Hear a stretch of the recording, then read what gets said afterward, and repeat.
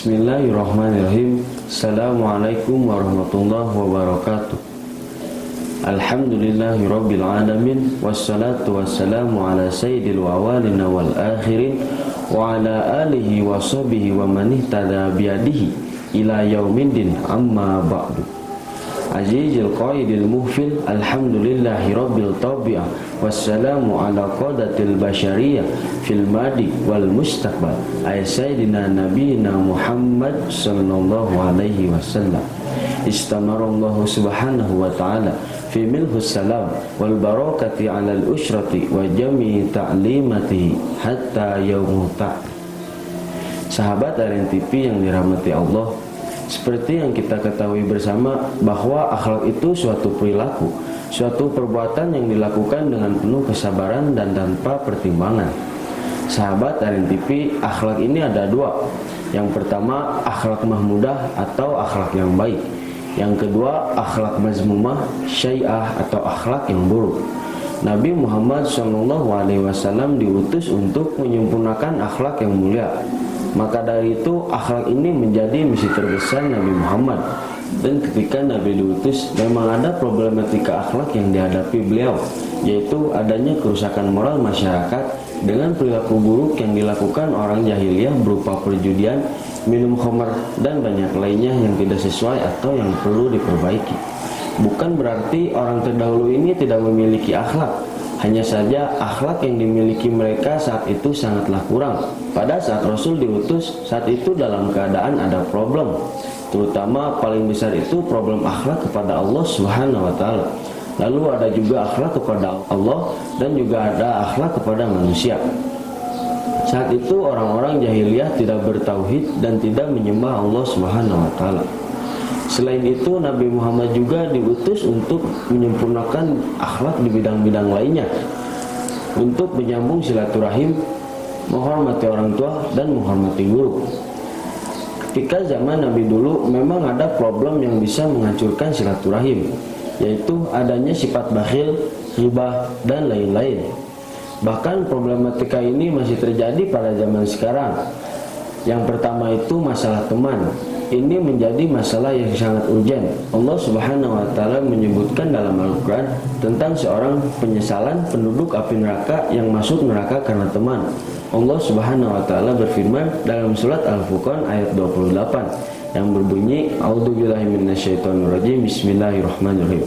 Ya wailata laitani lam attakhid fulana khalila. Shadaqallah al-ayah. Yang artinya, wahai celaka aku, sekiranya dulu aku tidak menjadikan si fulan teman akrabku. Subhanallah, lagi merak sekali slogan bahwa kita tuh harus gaul, gak boleh kuper atau kurang pergaulan. Akhirnya demi disebut gaul dan tidak ingin disebut kuper, akhirnya dia bergaul dengan siapa saja, tidak peduli apakah agamanya akan selamat atau tidak. Ada hadis yang mengatakan, as-sar'u ala dhibni khillihi falyandur ahadukum man yukhallilu. Seseorang itu diutus agama teman akrabnya, maka hendaklah seseorang itu melihat dengan siapa dia berteman. Hadis riwayat Abu Daud. Sahabat Aren TV, dalam Islam tidak ada kata istilah kamu harus gaul sama siapa saja. Dalam Islam hanya mengenal memilih dan memilih teman, bukan berteman dengan siapa saja. Ini menjadi problematika yang sangat penting bagi kita semua, bahwa kita jangan sampai terseret oleh kata-kata kamu harus gaul. Tapi yang harus kita tanamkan dalam diri kita itu, bergaulah dengan teman yang bisa membimbing kita ke dalam surganya Allah, bergaulah dengan teman yang bisa menyelamatkan kita dari api neraka. Nah, dan yang kedua, kurang menyaringnya informasi.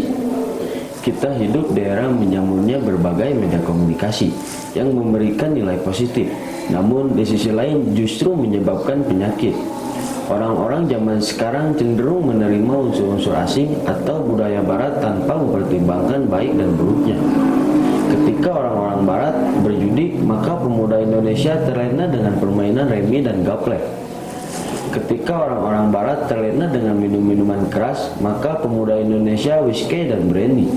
Hal-hal inilah yang membuat hidup manusia bebas, beringas, keras, dan ganas. Sulitnya hidup di zaman sekarang ketika rajin ke masjid dianggap punya hutang melilit. Ketika rajin ke pengajian dianggap cuma mau pamer berlian. Ada ulama mau salim dianggap soalim. Sehingga banyak orang yang lebih menagengsinya daripada mau mengikuti syariat agama Islam. Sahabat RNTP yang dirahmati Allah, mari bergaya asalkan sesuai syariat agama Islam. Mari menggunakan teknologi dengan hati-hati. Mari menjadi pintar dan cerdik dalam menerima dan menyaring informasi. Semoga kita menjadi pribadi yang berakhlakul karimah. Amin ya Allah ya Rabbal Alamin. Mungkin cukup sekian dari saya. Mohon maaf bila banyak salah kata. Selamat buka.